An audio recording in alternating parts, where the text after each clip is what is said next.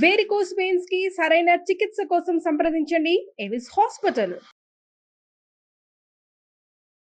నమస్తే రమ్మగారు. నమస్తే జయ. రమ్మగారు, మనం చాలా పురాణ గాథలు చెప్పుకున్నాం. ఇవాళ ఇంకొకటి చెప్పుకుందామండి. మామూలుగా మనం కార్తీక పురాణం ఫేమస్, మాఘ పురాణం, వైశాఖ పురాణం ఉన్నాయి బోల్డని. శివ పురాణం, విష్ణు పురాణం అవి ఉన్నాయి కదా. శివ పురాణంలో నుంచి ఒక కథ చెప్తాను జయ. ఓకే రమ్మగారు, విష్ణు పురాణాలు చెప్పారు మీరు? చెప్పలేదు జయ. మరి ఈసారి ఏమన్నా ప్లాన్ చేద్దాం కదా, అవకాశం ఉంటే విష్ణు పురాణం చెప్పించాలని అనిపిస్తుంది. ఎందుకంటే కార్తీక పురాణం అంటే నాకైతే రమ్మగారే గుర్తొస్తారు. కార్తీక పురాణం రమ్మగారు, అట్లా విష్ణు పురాణం కూడా మనం అందించే ప్రయత్నం చేయొచ్చు కదా, అవకాశం ఉంటుందా? అంటే సరే, మనం ధనుర్మాసం వస్తుంది కదా మనకి. కార్తీకం అయ్యాక 15 రోజులు అటు ఇటుగా ఇంచుమించుగా 10-15 రోజులకి స్టార్ట్ అవుతుంది. మరి ధనుర్మాసంలో అందరూ పాసురాలు వింటారు కదా. అవునండి, పాసురాలు చెప్తారు. అవును, మనం పాసురాలు చెప్పకుండా విష్ణు పురాణం, విష్ణు గాథలే కదా. పాసురం కూడా, పాసురాలన్నీ విష్ణువుని కొల్చేవే. అవును, ప్రయత్నం చేద్దాం తప్పకుండా. ఆ 30 రోజులు, ధనుర్మాసం 30 రోజులు విష్ణు పురాణం అందించే ప్రయత్నం చేద్దాం. అసలు అంతకన్నా, ఎందుకంటే కార్తీక మాసం అంతా 30, ప్రతి రోజుకి ఒకటి చొప్పున మనము కార్తీక పురాణాలు వింటున్నాం కదా. అలానే ధనుర్మాసంలో ప్రతిరోజు వచ్చేలాగా మాసం అంతా కూడా. ఒక సంవత్సరం భాగవతం చెప్పుకున్నాము. అవును, భాగవతం వేస్తూనే ఉంటారు మన వాళ్ళు. కుదిరితే మనం విష్ణు పురాణం మాత్రం ట్రై చేద్దాం రమ్మగారు. కాస్త మా కోసం ప్రయత్నం చేయండి. చూద్దాం. శివపురాణం నుంచి ఒక కథ చెప్పుకుందాం, నారద గర్భభంగం. ఈ శివపురాణం అంతా మనకు ఎలా కనపడుతుందంటే, మార్కండేయ మహర్షి, మార్కండేయులు అంటే శివుడు, ఆయన్ని చిరంజీవించేశాడు. పరమేశ్వరుడే మార్కండేయ మహర్షిని చిరంజీవించేశాడు. ఆయన ఇప్పటికీ జీవించే ఉన్నారని చెప్తాం. అయితే ఈ మార్కండేయులు ఒకసారి పరమేశ్వరుడి దగ్గరికి వెళ్ళి, పరమేశ్వర నీ లీలలు తెలుసుకోవాలని ఉంది, శివలీలలు తెలియజేయమని అడిగారు. అడిగితే శివుడు అన్నట్ట, నందీశ్వరుడు బాగా చెప్తాడు, నువ్వు నందీశ్వరుడిని అడుగు, అతని దగ్గర నుంచి తెలుసుకోమన్నారు. మార్కండేయులు వెళ్ళి నందీశ్వరుల వారిని సేవించారు. సేవించి నాకు శివలీలలు చెప్పమంటే సరేనని మొత్తం శివపురాణం అంతా నందీశ్వరుడు సెలవిచ్చినట్టు మార్కండేయుడు వింటున్నట్టు ఉంటుంది. నందీశ్వరుడు సెలవివ్వగా మార్కండేయులు ఇలా విన్నారు అని సూత మహాముని శౌనకాది మునులకు చెప్పినట్టు కనపడుతుంది. కార్తీక పురాణం కూడా అంతే. మనకి భారతదేశము వినయ సంపన్నమైన దేశంగా ఉండటానికి ప్రధానమైన కారణం వినడమే చేయాలి. ఒకరి దగ్గర నుంచి మరొకరికి వింటాం. ఆ వినడం వల్లే మనకి పురాతనమైనవి కూడా శాస్త్రాలు పోకుండా వచ్చాయి, పురాణాలు పోకుండా వచ్చాయి. మనకంటే 5000 సంవత్సరాలు ముందు జరిగిన మహాభారత గాథలో చిన్న చిన్న చిన్న చిన్న ధర్మ సూక్ష్మాలు కూడా మనం మిస్ అవ్వల. ఎక్కడ వినడమే కదా రమ్మగారు, వినడం వల్లే. ఇదంతా ఒకళ్ళు రెండో వాళ్ళకి చెప్పడం వల్ల, అది ఇంపార్టెంట్ కదా. మరి ఇప్పుడు కాలం ఏమొచ్చిందంటే వినడం మానేసాం మనం. ఎప్పుడైతే వినడం మానేసామో, వినడానికి కావాల్సిన వినయం మన దగ్గర లోపించేసింది. ప్రతిదీ నేనే తెలుసుకోవటం, నాకే తెలుసు అనుకోవటం, అది వేరే కథ. నా అంతటి నేను తెలుసుకుంటాను అంతే తప్ప ఒకళ్ళు చెబితే తెలుసుకుందామనే ధోరణి తగ్గిపోయింది. విద్యా విధానంలోనూ పోయింది, జీవన విధానంలోనూ తగ్గిపోయింది. వినదలుచుకుంటే ఎవరు చెప్పాలో వాళ్ళ దగ్గర వింటా మానేసి నాకు నచ్చిన వాళ్ళ దగ్గరే నేను వింటానంటాం మొదలుపెట్టారు. అది కూడా తప్పే. ఏదో ఒకటి వింటున్నారు కదా అంటాం కాదమ్మా, మన్నీ వింటున్నారు. నేను ఎందుకో దానికి పూర్తిగా సంతోషపడిన జయ, నన్ను వింటున్నారని. వీళ్ళకి ప్రతి వాళ్ళకి ఎవరు చెప్పాలమ్మా? వాళ్ళ ఇంట్లో ప్రధానమైంది వీళ్ళు ఎక్కడ పుట్టారు, ఎక్కడ చదువుకున్నారు, ఎక్కడ పెరిగారు, అది కదా వినాలి. చెప్పు, నువ్వు ఒక నది పక్కన నిలబడి గంగానది గలగలలు వింటాననచ్చా? అది గంగానది పవిత్రమైంది, అద్భుతమైంది, నేను ఒప్పుకుంటా. ఇది విన్నాక కాదు అక్కడికి వెళ్ళేది. అంతే, ఇది వినకుండా అక్కడికి వెళ్తామంటే ఎట్లా చెప్పు? అవునవును. ఈ ప్రవచనకర్తలు అందరూ ఇప్పుడు పెద్దవాళ్ళు, నన్ను ప్రవచనకర్తను అనకుండా నేను కథకురాలుగా ఉండటమే నాకు ఇష్టం. కానీ ఎంతమంది ఉన్నారు, వాళ్ళందరికీ అంత గొప్పతనం ఎలా వచ్చింది? వినేవాళ్ళ వల్లే. వినేవాళ్ళందరూ కూడా అసలు ఇది వినడం మానేసి గుడి గంటలనే వింటున్నారు. ఏమిటో అంత బాగా లేదు అనిపిస్తుంది నాకు. మంచిదే, ఇది కాదని కాదు, కానీ ఇంకా మంచిగా ఉండేదేమో అనిపిస్తుంది. ఏమో. అయితే ఈ సూత మహాముని శౌనకాది మునులకి చెప్పారు. ఈ కథలో ఏం చెప్పబడింది? ఒక కథ, నారద గర్భభంగం. ఒకానొకప్పుడట నారద మహర్షి పరమేశ్వరుడి కోసం తపస్సు చేసేటట్టు. ఆయన ఎందుకు చేస్తాడు, ఆయన విష్ణు భక్తుడు కదా అని ప్రశ్న వస్తుంది. విష్ణు భక్తుడైనా అసలు ఆయన శివభక్తుడుగా శ్వాసే ఉండవలసింది. నారాయణ కదా రమ్మగారు. అవును, ఇదంతా చూడండి, పరమేశ్వరుడి ఉచ్ఛ్వాస నిశ్వాసాలే విశ్వాసాలన్నీ నారాయణ కూడా నారాయణ మంత్రం. మంత్రం. కాబట్టి పరమేశ్వర అనుగ్రహం కోసం, పరమేశ్వరుని కూడా తెలుసుకోవటం కోసం నారద మహర్షి చాలా తపస్సు చేశారు. ఆ, ఎంత తపస్సో చేస్తే ఈయనటి ఇంత తపస్సు చేసేస్తున్నాడు, ఇంతంత తపస్సు చేస్తే ఇంద్ర పదవి పోతుందని ఇంద్రుడు అప్సరగణాన్ని బోల్డంత మందిని పంపించాడు. ఆయన తపస్సు భంగం చేయడానికి శత విధాల ప్రయత్నం చేశారు. ఇలా జరిగిందంటే పురాణంలో ఉంది, చెప్పుకుంటున్నాం అంతే మనం. అయితే ఈ అప్సరోగణం అంతా వచ్చింది, నాట్యాలు చేశారు, వయ్యారాలు చిలికిచ్చారు, ఒబ్బో ఏమిటో చాలా చేశారు. ఏం చేసినా నారద మహర్షి చెలించలేదు. ఇంద్రుడు పరిగెత్తుకుంటూ వెళ్ళి పరమేశ్వరుడి దగ్గరికి వెళ్ళాడు.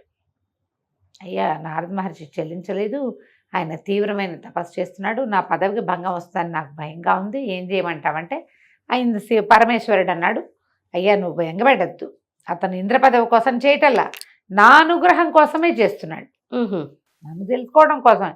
నన్ను తెలుసుకున్నాక తపస్సు విరమిస్తాడు, అతని కోరికలు ఏం లేవు, నేను కనపడ్డమే కోరిక, నువ్వు కంగారు పడదంటే ఇంద్రుడు విరమించుకున్నాడు. ఈ తపస్సు చేస్తున్న నారదుడికి వీళ్ళంతా వచ్చారు, వయ్యారాలు ఒలిగిచ్చారు, నేను వీళ్ళకి లొంగలేదు అని తెలుసు. ఈ లోపల పరమేశ్వరుడు ప్రత్యక్షమే అయ్యాడు. అయ్యి ఆయన అనుగ్రహించాడు, జ్ఞానివిగా ఉండమని అనుగ్రహించాడు. జ్ఞానయ్యాడు, పరమేశ్వరుని ప్రత్యక్షం చేసుకున్నాడు. కానీ నారద మహామునికి ఏమనిపించింది, మాయ ఇది, ఏది శివమాయ. శివుడి కోసం తపస్సు చేస్తుంటే వీళ్ళంతా వచ్చారు అంటే శివమాయ, దానికి నేను లొంగలేదు అంటే నేను మాయని జయించాను. పరమేశ్వరుడితో చెప్పాడు, నేను మాయని జయించాను ప్రభు అన్నాడు. పరమేశ్వరుడు అన్నాడు, ఒక మాయను జయించావు నువ్వు, అసలు ఆ మాయ యొక్క ఆ స్వరూపం ఏమిటో నాకు బాగా తెలియదు. జయించాననుకుంటే మంచిదే, మాయను జయించడం మంచిదే, అయితే నువ్వు జయించిందే మాయని అనుకోవటం మరి ఆలోచించాలి అని చెప్పి. ఇప్పుడు ఏమిటి అర్థం దాంట్లో, నువ్వు అనుకుంటున్నది చాలా చిన్నది, అది కాదు, ఇంకేదో ఉన్నది, ఇంకా ఉంది, మాయా స్ఫూర్తి స్వరూపం నాకే తెలీదు అని పరమేశ్వరుడు సెలవిస్తే ఏమిటర్థం, నారదుడికి తెలుస్తుందనే, కాదని కదా, సర్కాజం ఉంది అందులో సర్కాస్టిక్గా చెప్పాడు ఆయన. ఈ నారదుడికి అట్లా అర్థం కాల, నాకు తెలీదు నీకు తెలిసింది అని చెప్పి భలేవాడివి అన్నట్టుగా ఆయనకు అర్థమైంది. ఎందుకంటే ఎక్కింది అప్పటికే తలకెక్కింది అది. నేను మాయను జయించాను జయించాను జయించాను జయించానని మా పాట ప్రతి వాళ్ళకి చెప్పేవాడు. బ్రహ్మదేవుని కలుసుకున్నాడు, తండ్రి నేను మాయను జయించానని చెప్పాడు. విషయం అంతా విని, నువ్వు శివమాయను జయించావు, విష్ణుమాయ ఒకటి ఉందిరే నాయన అన్నాడు. అనేసరికి అక్కడికి వెళ్ళినప్పుడు, తండ్రి నేను విష్ణుని జయించాను, మాయను జయించాను అని చెప్పేసరికి విష్ణుమూర్తి అన్నాడు, శివమాయ అయినా విష్ణుమాయ అయినా బ్రహ్మదేవుడి మాయ అయినా త్రిమూర్తుల కంటే పరమమైనది, ఇంకా గొప్పదైన మహామాయ ఒకటి ఉన్నది. మేము అందులో అంతర్గత శక్తులో ఒక మహామాయ ఉంది, ఆ మాయని జయించడం అంటే అది సులువు కాదు అని చెప్పారు. ఈయన కానీ కొంత భాగాన్ని జయించాను కాబట్టి నేను జయించానన్న ఉన్మత్తతోటే ఉండేవాడు. మాయని జయించిన తర్వాత ఏమవుతుంది, మళ్ళీ మాయలో పడకూడదు కదా, మాయ అంటే అజ్ఞానమే, అంతకంటే అంతేగా. ఆ కాలంలో భూలోకంలో ఈయన ఏమన్నాడంటే, నువ్వు ఎక్కడైనా సంచరించేటప్పుడు జాగ్రత్తగా ఉండు, నువ్వు జయించేవు కొంత మటుకు, కానీ అంతా జయించినట్టు కాదు అంటే ఈయనకు నచ్చల ఆ మాట, నారదుడికి నచ్చలేదు. ఈయన ఇలాగే చెప్తాడు, పెద్దవాళ్ళు ఇలాగే ఉంటారు అలా అనుకుంటాంగా మనం, పెద్దల మాట సద్దన్న మూట అని అనిపించదు, పెద్దవాళ్ళు ఇంతే చాదస్తులు, అలాగే అనిపిస్తుంది. ఆ కాలంలో భూలోకంలో కళ్యాణపురం అని ఒక పట్టణం ఉండేది, నగరం. ఆ నగరాన్ని వెళ్ళే రాజుకి మహాద్భుత సౌందర్యవతి అయిన ఒక కూతురు ఉంది, ఆవిడ పేరు రమాదేవి.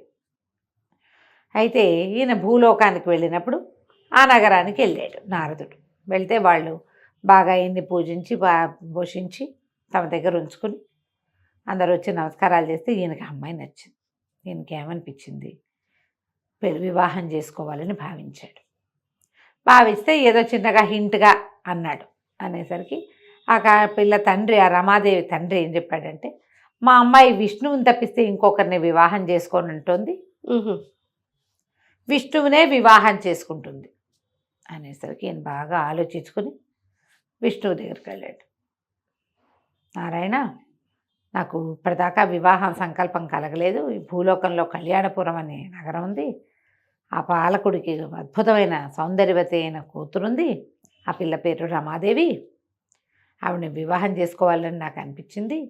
నీలాంటి స్వరూపాన్ని ఇవ్వు, నాకు హరిలాంటి రూపాన్ని ఇవ్వు, హరి రూపము కావలెను అని అడిగాడు. అడిగితే ఆయన తథాస్తు, అలాగే ఇచ్చేసాడు, వెళ్ళి చేసుకో వివాహం అని. సరేననుకున్నాడు. వీళ్ళు ఏం చేశారు, అష్టదిక్పాలకుల్ని, బ్రహ్మాది దేవతల్ని అందరినీ స్వయంవరానికి పిలిచారు భూలోకంలో.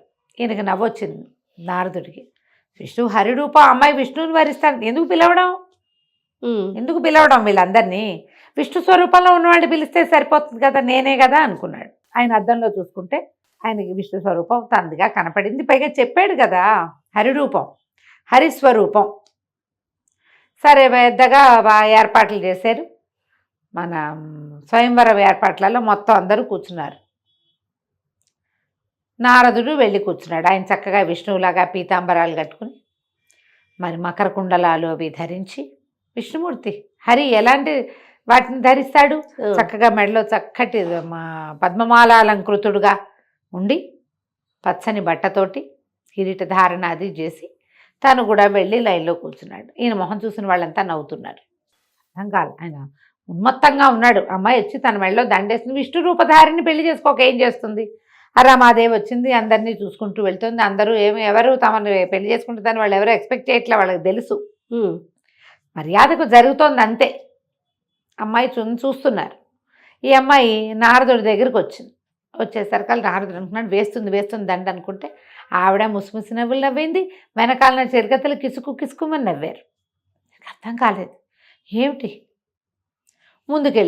ముందుకెళ్ళేసరికల్లా చక్కగా శంఖచక్రాలు ధరించి గదాపద్మ విభూషితుడిగా ఉన్నటువంటి నారాయణమూర్తి మెడలో దండేసింది. ఓహో, ప్రసభికులంతా ఓహో అన్నారు. మరి శ్రీమన్నారాయణని వరించిందంటే సాక్షాత్ లక్ష్మి, అంతే, పేరు కూడా రమాదేవి. అందరూ సంతోషించారు. నారదుడికి పిచ్చి కోపం వచ్చేసింది. పెళ్లి వేడుకలు మొదలైపోయినాయి, వివాహం అయిపోయింది. ఆయన ఆవిడని తీసుకుని వెళ్ళిపోయేసరికి వాళ్ళ వెనకాలే వెళ్ళేసరికి విష్ణువుని తోలునాడి, ఇట్లా అంటావా, ఇలా చేసావా, నువ్వు నన్ను పెళ్లి చేసుకోవాల్సింది పోయి నిన్ను చేసుకుంది, నేను నీలాగానే ఉన్నాను కదా అంటే, ఈయన ఒక అద్దం తెప్పించి చూపించాడు. నారదుడు పద్మమాలాలంకృతుడుగా ఉన్నాడు, పీతాంబరధారిగా ఉన్నాడు, మకర కుండలాదులు శంఖచక్రాదులు ధరించాడు. మొహం కోతి మొహం. హరి అంటే కోతి. హరికి వేరే అర్థాలున్నాయి. నువ్వేమో అడిగావు, హరిముఖం కావాలని అడిగావు. విష్ణుమాయ అది, జయింపరానిది అది. నారదుడు చాలా సిగ్గుపడిపోయాడు. అందుకే వాళ్ళందరూ నవ్వారు. వాళ్ళందరూ ఎందుకు నవ్వారో, ఆవిడ ఎందుకు నవ్విందో, తను ఎంత అజ్ఞానంలో అర్థం చూసుకునేసరికి ఆయనకి ఆ కోతి మొహంలో తనకి జ్ఞాన శూన్యత కనపడింది. భగవంతుడి గురించి నాకు తెలుసు అనుకోవటం ఏమిటి, శివమాయను జయించటం ఏమిటి, నేను విష్ణుమాయను జయించటం ఏమిటి? విష్ణువుని వరించింది విష్ణు రూపాన్ని కాదు వరించింది, విష్ణు తత్వాన్ని వరిస్తారు. ఇప్పుడు మన శంఖచక్రధారిగా ఉన్న భగవంతుడి స్వరూపం చూస్తే ఆ స్వరూప ప్రేమ కాదు, స్వభావ ప్రేమ. అది విష్ణు తత్వం మీద ప్రేమ. ప్రపంచాన్ని వ్యాపకశీలుడైనటువంటి విష్ణువు ప్రపంచమంతా నిండి ఉన్న భగవంతుడి మీద ప్రేమ. పుట్టిగా శంఖచక్రాలు ధరించిన స్వరూపం మీద కాదు కదా అది. అవును, స్వరూపం కావాలనుకోవటం ఎంత పొరపాటు.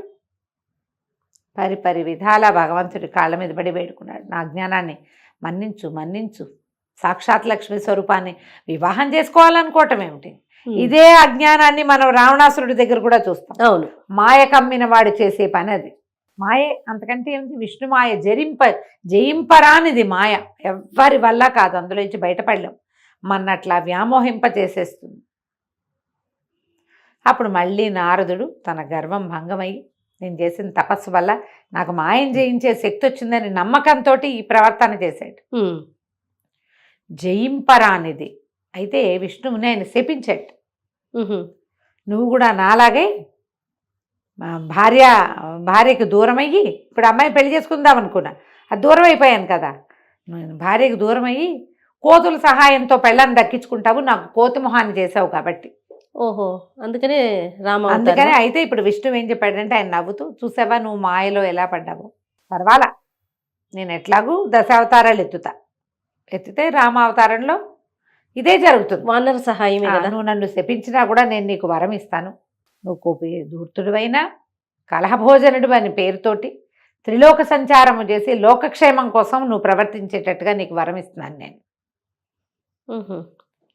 మాయని జయించడం కష్టం, భగవంతుడు కూడా మాయలో పడతాడు అంతే. అప్పుడప్పుడు భగవన్మాయా అయినా కూడా మానవులేమిటి, మానవుల ఇది భగవన్మాయా తిరోహితంగా ఉంటుంది, మనకేముంటుంది, మన ప్రకాశం, మన తెలివితేటలు ఏం లేవు, మనమంతా ఆ మాయలో పడే తిరుగుతూ ఉంటాం, అంతా నాది నాది నేను నేను నేను అనుకుంటాం. ఎప్పుడు ఆయన లేచక్క వెళ్ళిపోతాడు మనలో ఇచ్చి, ఏమవుతాం మనం, ఎవరికి పనికి రాకుండా బట్టలో కలిసిపోతాం. అంతే కదా, ఆయన ఉంటేనే కదా. అది తెలుసుకున్నాడు నారదుడు. ఆయన ఒక శాపం వల్లే ఈ రామాయణ గాథ నడిచిందని శివపురాణంలో ఇలాంటి ఒక కథాంశంతో చెప్పబడింది. భగవంతుడు మాత్రం అతన్ని నువ్వు చేసిన తపస్సుకి త్రిలోక సంచారిగా ఉంటావు, నువ్వు లోక కళ్యాణార్థమే, నువ్వు ఏం చేసినా, నువ్వు ఎంత గొడవ చేసినా, ఎంత కిరుకులు పెట్టా, ఒకళ్ళకొకళ్ళకి లింకులు పెట్టినా కూడా అది లోక కళ్యాణార్థమే పరిణమిస్తుంది.